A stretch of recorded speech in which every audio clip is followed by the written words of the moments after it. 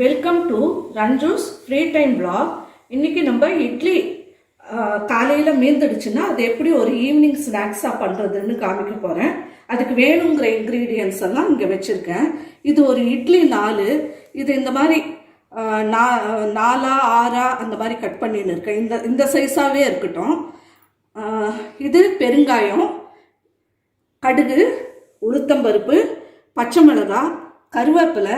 இது இட்லி பொடி, இட்லி மிளகா பொடி நம்ம அடிப்போம் இல்லையா வீட்டில், அது. இப்போ வாங்க எப்படி செய்யறதுன்னு பார்க்கலாம். இப்போ ஸ்டவ் ஆன் பண்ணிக்கலாம்.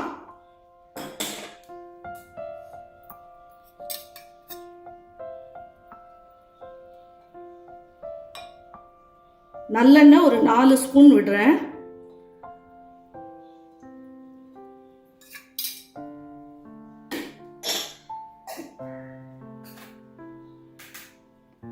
பெருங்காயம், கடுகு, உளுத்தம்பருப்பு,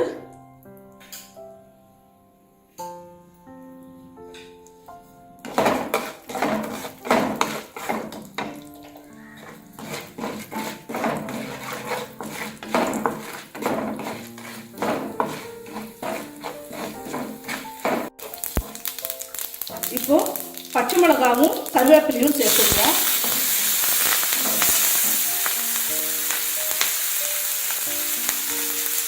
இப்போ இட்லி பொடியை ஆட் பண்ணிடலாம்.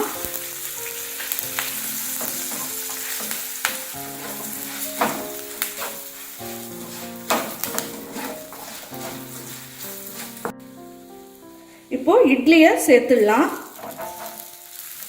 இட்லியை சேர்த்துட்டு இதை நல்லா எல்லா பக்கமும் கோட்டாகிற மாதிரி ஃப்ரை பண்ணிக்கோங்க.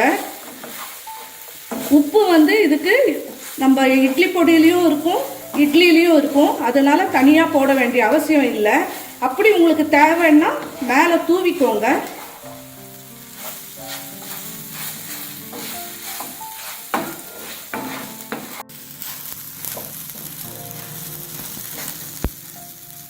இப்போ பாருங்க, அந்த மசாலா, அந்த இட்லி பொடி போட்டோம் இல்லையா, அது எல்லா இடத்துலையும் கோட்டாகி நல்லா நம்ம ஃப்ரை பண்ண இன்னும் நல்லா கிறிஸ்பாக நல்லா வரும்.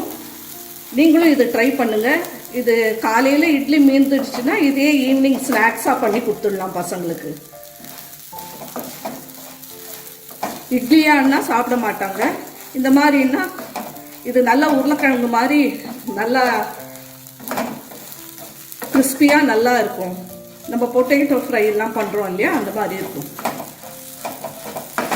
அவ்வளோதான், நம்ம ஸ்டவ் ஆஃப் பண்ணிடலாம்.